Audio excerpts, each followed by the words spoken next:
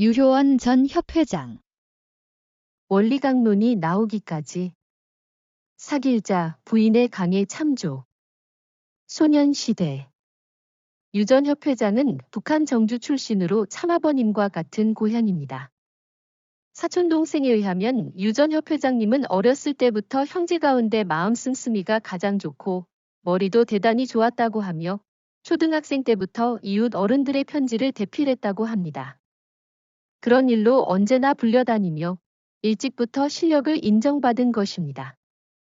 유 전 협회장은 시골 중학교에 들어갔는데 그 중학교는 공산주의를 배경으로 한 격심한 독립운동을 했다고 합니다.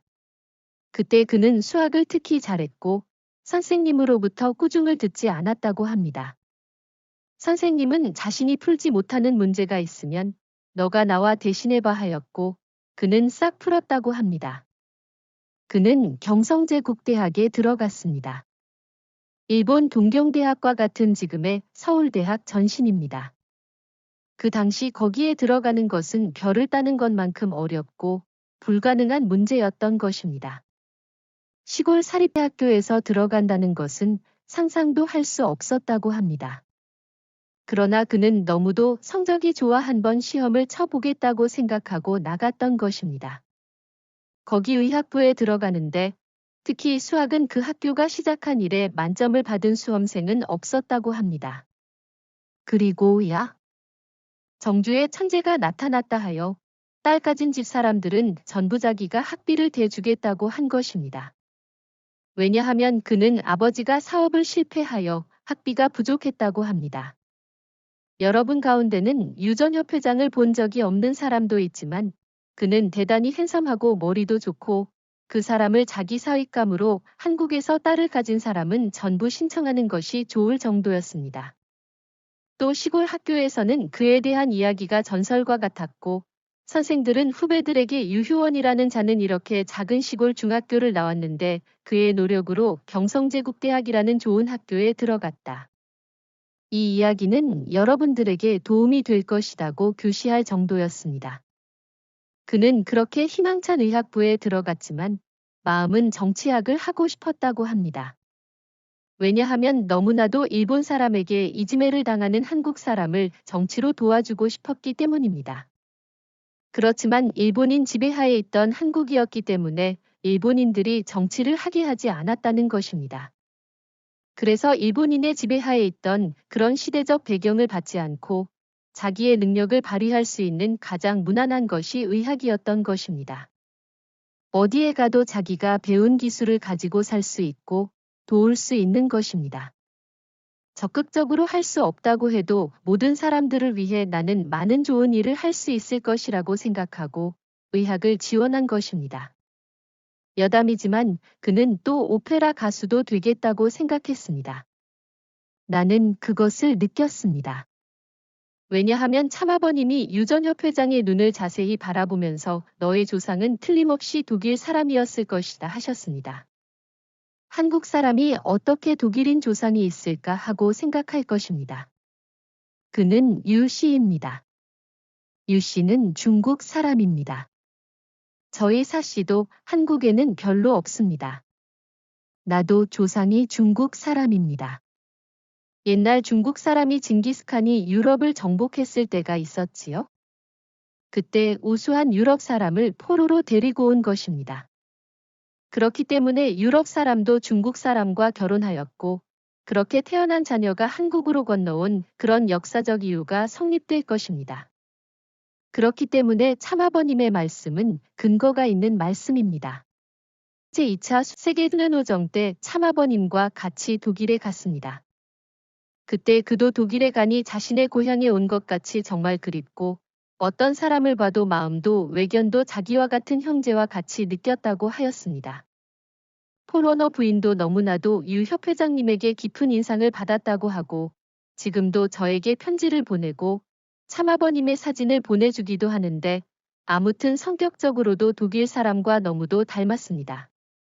독일에는 음악으로 유명한 사람이 많이 태어나지요. 그 당시 오페라 가수가 되기 위해서는 독일과 이탈리아로 유학을 갑니다. 그의 음성은 대단히 볼륨이 있는 음성인데 당시 그는 부자가 아니었기 때문에 그것은 꿈과 같았던 것입니다. 의학부는 6년간인데 의학학부 2년생 때에 그는 엉덩이 윗부분에 척추 카리에스라는 병에 걸렸습니다. 그때부터 바닥에 누워 지내는 몸이 되었습니다. 의사로부터 죽느냐 아니면 불구가 되느냐 하는 절망적인 선고를 받은 것입니다. 자랑스럽고 희망에 차 있던 청년은 갑자기 자신의 갈 길이 막히고 죽고 싶다고 하는 생각으로 많은 자살하는 방법을 생각했습니다. 경동맥을 면도칼로 자를까? 그렇게 하면 바로 죽을 것이다. 그렇지 않으면 목매달까? 많은 사색을 했습니다. 그렇지만 기성교회의 독실한 신자였던 어머니가 옆방에서 밤새워 하나님, 우리 아들을 도와주십시오 하고 울면서 기도하고 그 기도를 듣고 자살은 못했던 것입니다. 그러던 어느 날 어머니가 어떤 영통인 부인을 데리고 왔습니다. 그 부인은 기도해 보니 깜짝 놀랐던 것입니다. 영적으로 보니 별이 3개가 이마로 떨어졌다. 하나만 떨어져도 대단한 것인데 3개나 떨어졌다. 이것은 앞으로 반드시 이 사람은 하나님을 위한 위대한 인물이 될 것이 틀림없다. 그러니 절대로 실망하지 말고 그 날을 위해 준비하라. 그 말에 그는 위로를 받고 용기를 내서 그러면 육체적으로는 사람들을 도울 수 없을지 모르지만 정신적으로는 완전하니까 정신적으로 도울 수 있는 길을 찾자. 그러려면 독실한 신앙을 가져야 한다 하는 생각으로 성경을 읽기 시작하였습니다.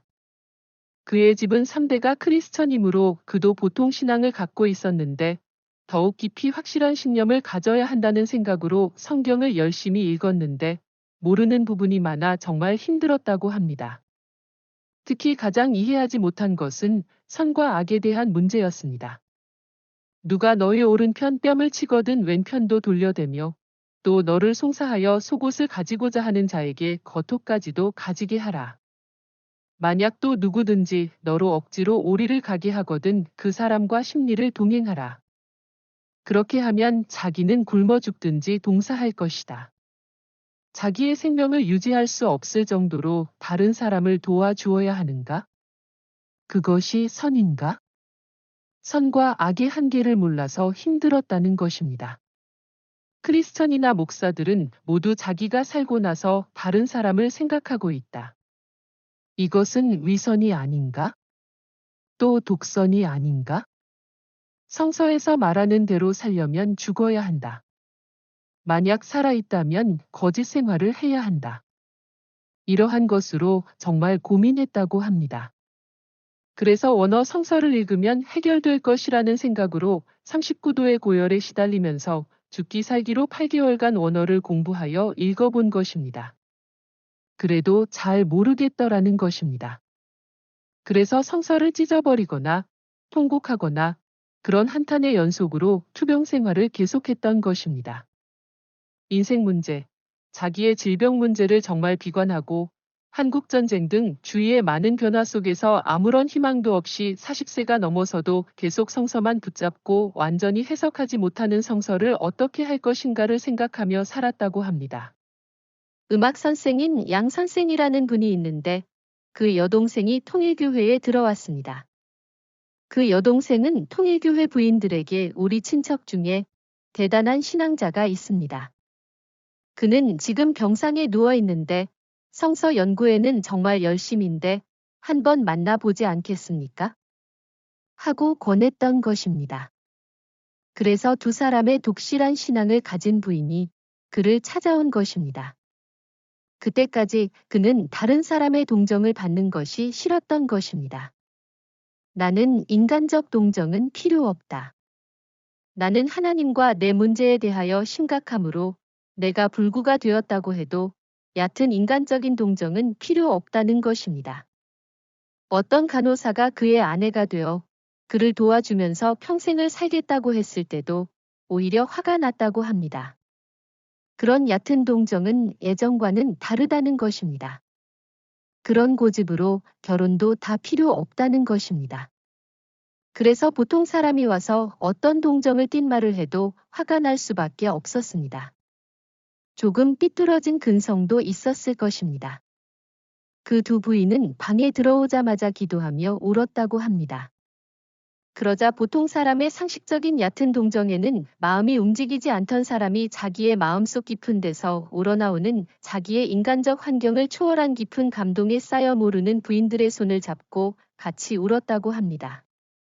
그래서 울고 난 다음에 왜 나는 이런 낯 모르는 부인을 만나 울지? 하고 민망해졌다고 합니다. 그럴 정도로 울었다는 것입니다. 그리고 보통 기성교회와는 전혀 다르다. 야, 이건 뭔가 진리를 갖고 있을 것이다 하고 생각한 것입니다. 그런데 부인들은 체계적인, 조직적인 원리가 아니라 여기저기를 조금씩 한두 마디 함으로 전혀 모르겠더라는 것입니다. 너무나도 듣고 싶은데 그것을 완전히 해석해 주지 못하는 것입니다. 그래서 좀 이론적으로 말해줄 남자를 한 분 데리고 오지 않겠습니까? 하고 부탁한 것입니다. 그러자 다음날 찾아온 사람이 김원필 선생이었던 것입니다. 김원필 선생은 지금은 살이 쪄서 당당한 남자인데 그 당시는 그렇지 않았습니다. 지금도 전화 목소리를 들으면 여자로 생각합니다. 여자 목소리입니다. 그리고 모습도 그때는 언제나 박해를 받고 있어서 이렇게 머리를 숙이는 그런 태도였습니다. 그런 남자인지 여자인지 모르는 사람이 와서 띄엄띄엄 말하는 것입니다. 그 이야기 가운데 사탄이 천사장입니다. 천사장이 타락한 것입니다라고 한 모양입니다. 사탄이 천사, 그것은 도저히 납득이 가지 않았습니다. 아, 사탄이 천사장에서 타락했다. 왜? 어떻게 타락했다는 것인가? 하니까 또 작은 소리로 여자가 말하는 것 같이 조용히 말한 것입니다. 답답해서 전혀 모르겠으니 뭔가 그 선생이 쓴 책은 없습니까? 하고 묻자 있습니다. 내일 갖고 오겠습니다. 하여 그 책을 소중히 보따리에 싸갖고 왔다고 합니다. 원리원본은 처음부터 대단히 어려웠다고 합니다. 참아버님은 전기공학을 전공하셨으니까 사용하는 단어가 성서적이라기보다 과학적 왜 철학적이라 하여간 전혀 매력이 없는 말로 표현되어 있었다는 것입니다. 그래도 그는 과학을 공부했기 때문에 그것을 그대로 이해하면 되었던 것입니다.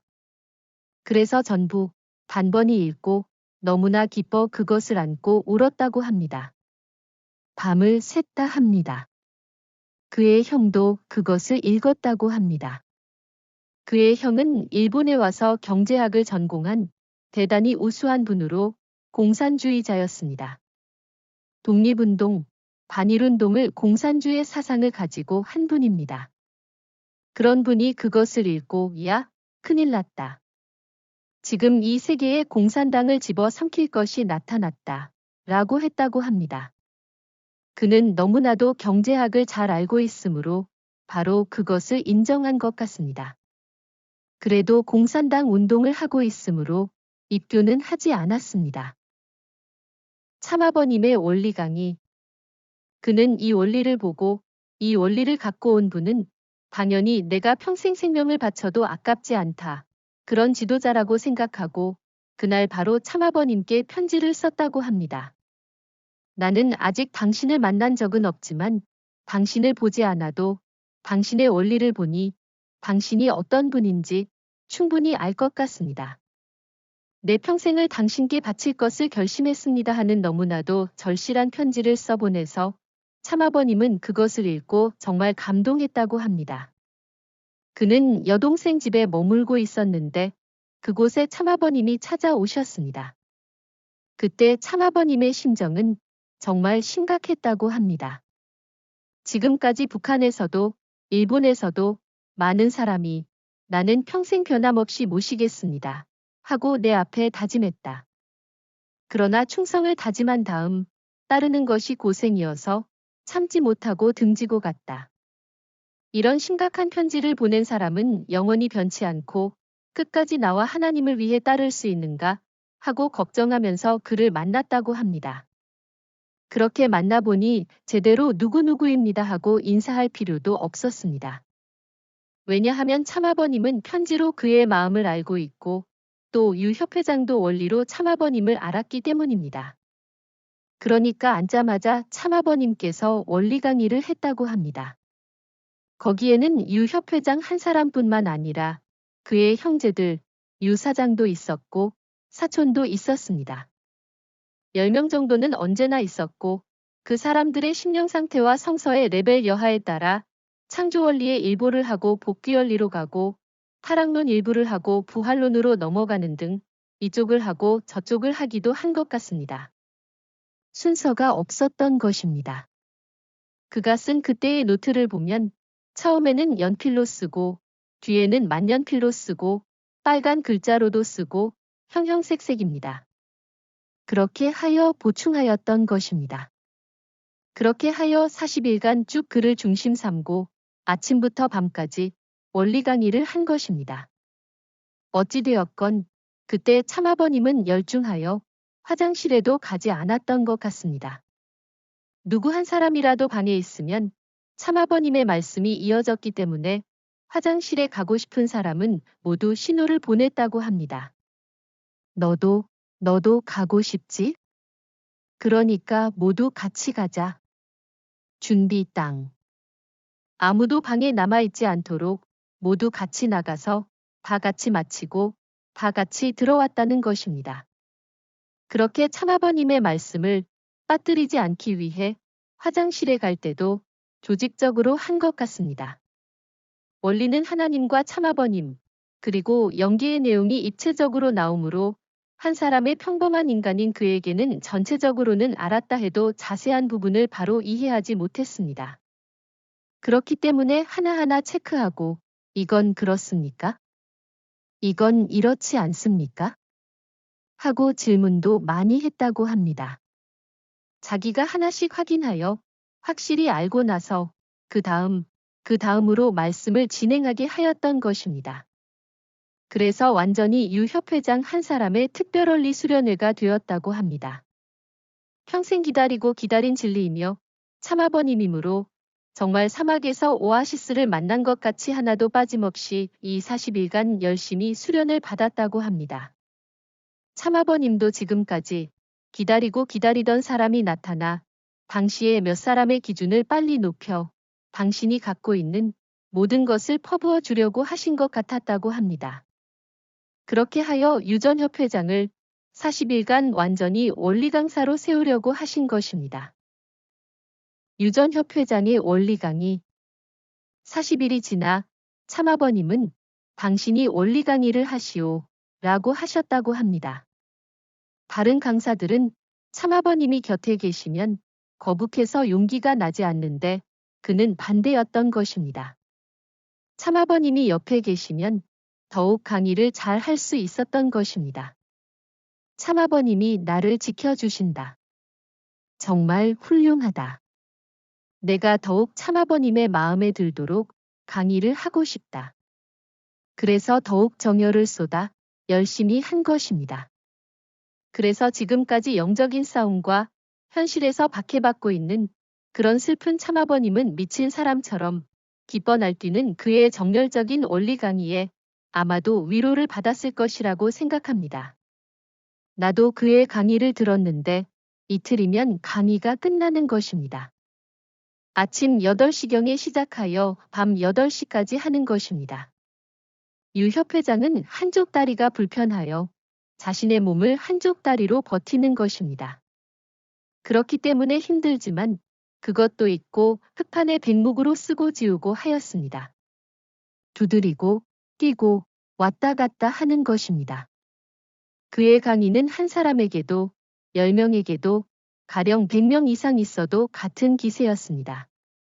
참아버님은 10명도 없는 사람들에게 땀을 흘리면서 눈물을 흘리면서 설교하셨는데 그도 그 모습을 모방하듯 한 사람이 앉아 있어도 100만 대군 앞에 선 지휘관처럼 열심히 정열적으로 강의를 하는 것입니다.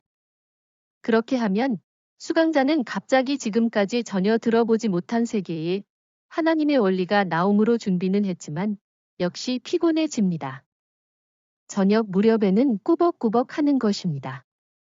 그러면 그는 여기에 와서 지금 사느냐 죽느냐 하는 순간인데 졸단이 뭡니까? 하고 소리를 지르는 것입니다. 보통 그렇게 소리를 지르면 분하여 감정적이 되어 나갈 것입니다. 그런데 나가지 않습니다. 뭔가에 엉덩이가 붙은 것처럼 질책을 받아도 나갈 분위기가 아니었던 것입니다.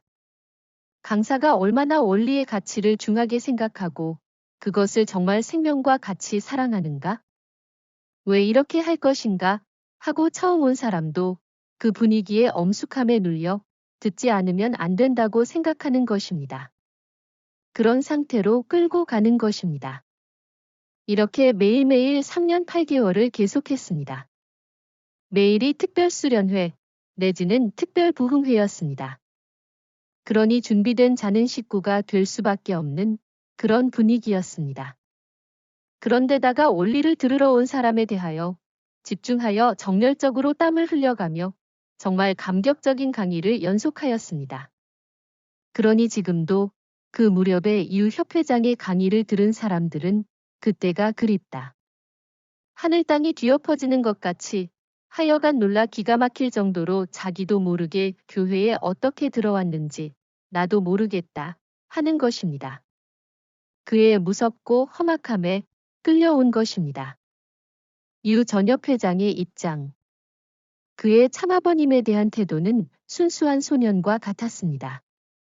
그는 정말 독일 사람처럼 분석적이고 원리적이고 이치적인 것입니다. 그래서 참아버님 곁에서 참아버님을 테스트한다고 하면 이상하지만 자기 나름대로 부딪혀 본 것입니다. 인격이라든가 신앙에 대하여 다른 사람이 생각하지 못할 정도로 깊이 들어가 아버님을 접한 것입니다. 그 결과 그가 얻은 결론은 참아버님에 한해서는 이론적이고 분석적으로 대하기보다 그것을 모두 초월한 무조건 복종을 하는 것이 더 현명하다고 깨달은 것입니다. 자기는 참아버님보다 나이가 6살이나 더 먹었지만 참아버님에 대해서는 무조건 거기에는 아무런 이유도 조건도 없다는 태도였습니다. 그렇게 나이가 많고 머리도 좋은 사람이 아버님 앞에서 아이와 같이 순종하는 모습은 식구들에 대해서도 감동을 주어서 좋은 교훈이 되었다고 생각합니다. 아버님은 어떤 사람이 뭔가 조금 잘못해도 조상이 좋은 사람은 미워할 수 없다는 것입니다. 여성분으로는 음악을 하는 양 선생의 조상이 좋은 것 같은데 아버님은 전체를 질책해야 할 어떤 것이 있을 때 양 선생과 유 협회장 두 사람을 남녀 대표로 전체 앞에서 호되게 질책하는 것입니다. 유 협회장은 자기의 체면과 위신도 있지만 전부 그것을 초월하여 죄인처럼 복종하는 것입니다. 아버님은 그것을 모두에게 보여주고 싶었다고 지금 저는 생각합니다. 유 협회장이 돌아가신 후 어느 날 아버님은 저와 지금의 김 협회장 부인을 앉혀놓고 통절히 말씀하셨습니다. 너희들은 내가 얼마나 유 협회장과 깊은 심정의 연을 맺고 있었는지 모르지라고 하셨습니다. 당시에는 돈도 없었고 박해를 받는 중이었습니다. 그러므로 기쁜 보고는 전혀 없었고 학교에서, 가정에서 전부 박해를 받는 비참한 보고뿐이었습니다. 그래서 그런 박해가 있던가 어떤 사건이 일어나면 어찌할 바를 모르고 참아버님은 유 협회장에게 상담하면서 어쩔 수 없으니 두 분이 부담고 통곡했다는 것입니다. 그렇기 때문에 지금도 그런 일들을 나는 하루도 잊을 수 없다고 하셨습니다. 또 어떤 축복가정 부인은 돈이 없어서 죽도 못 먹어 젖도 안 나와 아이가 죽을 지경이 되었는데 그 어머니도 죽을 것 같았습니다. 그런 보고가 올라오는 것입니다. 유 협회장은 돈을 줄 수도 없으니 그 보고를 듣고 가슴이 아파 그분의 소속 교구장과도 부담고 울었던 것입니다. 그것이 유 협회장이 할 수 있는 것이었습니다. 그것밖에 할 수 없었던 것입니다. 그래서 유 협회장은 어떤 입장에서 협회장으로 서 있었느냐 하면 세례 요한의 입장이었다는 것입니다. 세례 요한은 예수님 앞에 덕이 높은 입장이어야 했습니다. 하나님은 기성교회나 심령집단 등의 신앙이 대단히 놀라운 공적이 많은 사람들이 세례 요한의 입장에 설 것을 바라셨습니다. 그러나 하나님이 예정한 모든 기성교회 사람들은 모두 반대하고 등을 돌려 그 대신자로 유 전협회장을 세울 수밖에 없었다는 것입니다. 왜냐하면 유 협회장은 아버님을 보지 않고 오로지 말씀만으로 아버님을 절대로 믿었다는 기준이 있습니다. 그것은 심령집단이나 모든 기성교회에 있던 사람들이 메시아가 오시기 전에 자기들의 신앙 기대를 만든 것과 마찬가지 입장이라는 것입니다. 물론 그보다 더 훌륭한 사람들이 있었지만 여러 내적 외적 조건이 필요했던 것입니다. 예를 들어 세례 요한과 예수님은 6개월 차이가 있었던 것처럼 그도 참아버님과 6년의 차가 있었습니다. 또 독립운동을 한 사람이 조상 가운데 있어야 했고 국가 복귀에 관련해 3대 크리스천 가정이 아니면 안 되었던 것입니다. 그런 조건이 전부 갖추어졌으므로 유 협회장을 세웠다는 것입니다. 또 그 자신도 원리를 인정하고 나서 기도해보니 하늘로부터 너는 인센스다 하였다는 것입니다. 인센스는 향을 피운다는 의미입니다. 제사장은 사원에 가면 향을 피웁니다. 향의 역할, 그러므로 제사장입니다. 또 나팔의 역할을 해야 한다고 하셨습니다. 제사장과 천사장입니다. 그러므로 천사장과 제사장입니다. 천사장이 말씀을 자기 마음대로 하여 말씀으로 타락하여 복구하기 위해서는 하나님의 말씀을 다시 불어야 한다는 것입니다. 그런 나팔의 사명을 해야 한다는 계시를 그가 받았다고 합니다. 체계화되는 원리강론. 그가 원리강론을 쓴 이야기를 하겠습니다.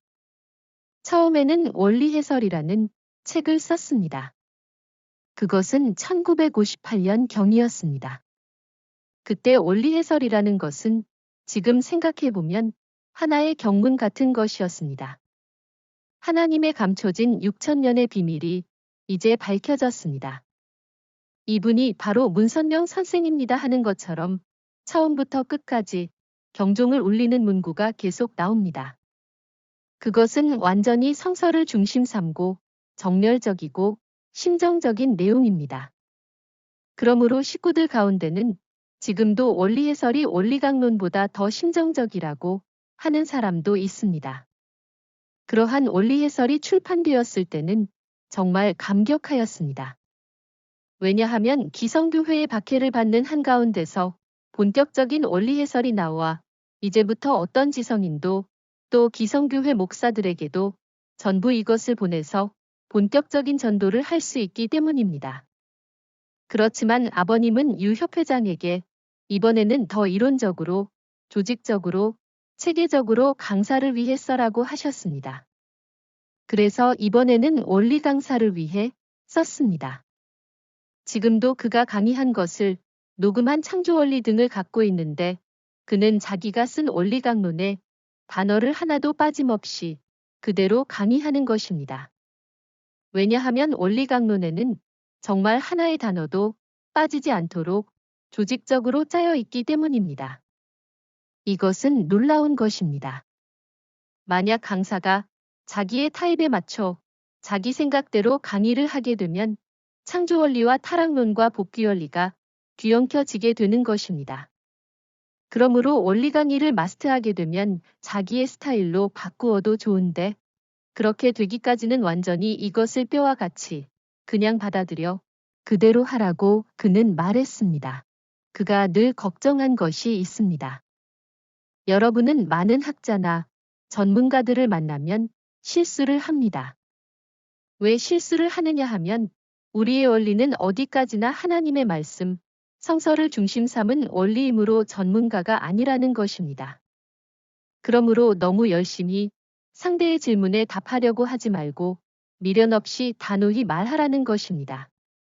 당신은 정치학 전문가인데 나는 정치학 전문이 아닙니다. 나는 아직 참아버님의 가르침인 원리만 알고 있는 사람입니다. 이것은 모든 학문의 근본입니다. 이것을 당신에게 줄 테니 당신이 당신의 전문 정치학이나 사회학이나 과학에 연결하여 완성해 주십시오. 그것은 당신의 역할입니다. 나는 더 이상 모릅니다라고 말하라는 것입니다.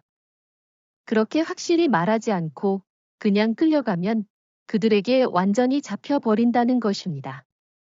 그렇게 되면 원리 그 자체의 권위가 실추된다고 그는 걱정했습니다. 그것을 가장 충실히 지킨 사람은 김 협회장입니다. 김 협회장은 머리가 아주 좋고 우수하며 암기에서는 한국에서 제일이라고 생각합니다. 그는 원리 강의를 준비할 때 창조원리라면 창조원리를 그 자리에서 다 암기하는 것입니다. 그리고 강의를 할 때에는 책을 두고 하나도 빠짐없이 다 하는 것입니다. 유전 협회장의 최대 작품인 원리강론 출판. 원리강론은 하나님의 말씀이므로 그 사람의 심령 기준 여하에 따라 완전히 한 번에 이해하는 것을 절대로 없습니다. 이 지상의 타락한 혈통으로 타락 생활에 지금까지 젖어 있던 사람은 원리를 한 번에 처음부터 끝까지 절대로 이해할 수 없습니다. 그렇지요? 조상의 공적이 많은 사람, 평소에 자기가 원리에 가깝게 생활한 사람은 이해가 빠르지만 그렇지 않은 사람은 자기 속에 관념이 있어서 그것을 정리하기 전에는 이해하기 어려운 것입니다. 성서에 다윗의 시가 있습니다. 하나님이 직접 예언자들에게 계시해 주신 구약 성경을 읽어보면 내용은 대단히 알기 쉬운데 의미를 얼른 캐치할 수 없을 것입니다. 참아버님은 인간의 머리 구조는 일방적이 아니라고 말씀하셨습니다. 사방팔방으로 되어 있다는 것입니다. 추나추동, 네 방향으로 나뉘어져 있고 그것이 또 세 개로 갈라져 있다. 인간의 머리는 12방향성을 갖고 있다는 것입니다. 그러므로 참아버님의 말씀은 동으로 가고 서로 가고 북으로 가고 남으로 가고 이렇게 왔다 갔다 한다는 것입니다. 그렇지 않으면 모든 사람이 이해할 수 없다는 것입니다. 그렇게 하나님이 되어 있다는 것입니다. 그러므로 어떤 사람이 유 협회장의 원리가 가장 이론적이라고 해도 유 협회장은 한 사람의 평범한 인간이기 때문에 그의 머릿속에는 완전한 것이라 해도 아버님의 입장에서 보면 일방성일 것입니다.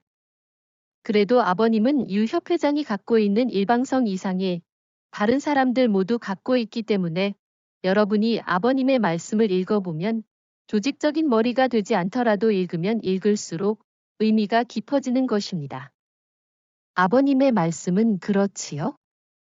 보통 사람들의 말은 이해는 빠르지만 일방성이기 때문에 깊이가 없는 것입니다. 그렇지만 유 협회장의 원리강론은 그로서는 최대의 작품이라고 할 수 있을 것입니다. 유 협회장님의 머리로도 이론적이고 조직적이기 때문에 이리저리로 날아가는 참아버님의 말씀을 서로 연결시키는 것은 대단히 어려웠다고 할 수 있습니다. 언젠가 아버님께서 이 막대한 무한한 원리를 그렇게 이론화시키고 짜서 체계화시킨 유 협회장님의 머리는 대단하다고 하셨습니다. 약 3년간 아침부터 밤까지 자기 방도 없이 정말 힘들고 가난한 환경에서 식사도 제대로 하지 못하고 피를 짜는 것처럼 자신의 두뇌를 완전히 소모할 정도로 이것은 그의 일생의 걸작인 것입니다. 정말 그렇게 힘들었던 것입니다. 환경 가운데서 싸우고 참으면서 이것이 탄생한 것입니다.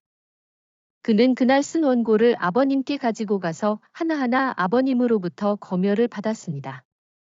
만약 하나의 단어도 잘못된 곳이 있으면 아버님은 전부 고치고 자기가 이해하지 못하는 곳이 있으면 아버님과 몇 시간이라도 토론하는 것입니다. 그때 유 협회장은 자기는 지금 원리강론을 쓰고 있는지 이것은 전 세계에 오랫동안 전해야 하는 책이기 때문에 완전히 자신이 이것을 이해하지 못하면 자신 있는 강론을 쓸 수 있겠는가? 그렇기 때문에 아버님의 원리를 완전히 자기가 이해하기 위해 끝까지 자기의 견해를 말씀드립니다 하는 심정이었습니다. 내가 가장 잊을 수 없는 것은 지정의 문제입니다. 아버님은 정이 먼저라고 하셨던 것입니다. 왜 정이 먼저인가 하면 인간은 머리로부터 발끝까지 정적 감정체로 되어 있다는 것입니다. 그렇기 때문에 감정이 먼저이지 않다는 이론은 먼저가 아니라고 하는 것입니다. 그런데 유 협회장은 타락한 인간은 그 정이 느끼는 방향도 목적도 모두 다르지 않을까요? 그러므로 내가 기쁘고 내가 사랑한다면 왜 기쁜가, 왜 사랑하는가를 먼저 이론적으로 완전히 방향성을 바르게 하고 그 다음에 느끼는 것이 아니겠습니까? 그리고 행동하는 것이 좋지 않다고 하는 것입니다. 그렇게 몇 시간이나 토론하는 것입니다. 아버님은 그렇지 않다. 원칙적으로는 정이 먼저다 하신 것입니다. 그렇게 유 협회장은 이것을 완전히 참아버님께 검열을 받아 마지막 마무리는 문화부장의 도움을 받았습니다. 문화부장은 어휘가 풍부한 사람으로 거의 같은 내용도 거기에 적절한 단어를 쓰는 것입니다. 그러므로 참아버님과 유효원 전 협회장과 유광열 문화부장, 세 사람의 합동작품이 이 원리 강론입니다. 끝까지 들어주셔서 감사합니다. 구독, 좋아요는 많은 힘이 됩니다. 시청해주셔서 감사합니다.